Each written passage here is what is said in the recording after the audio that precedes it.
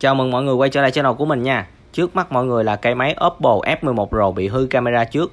Mặc dù vẫn còn trượt lên được nhưng camera thì không hiển thị.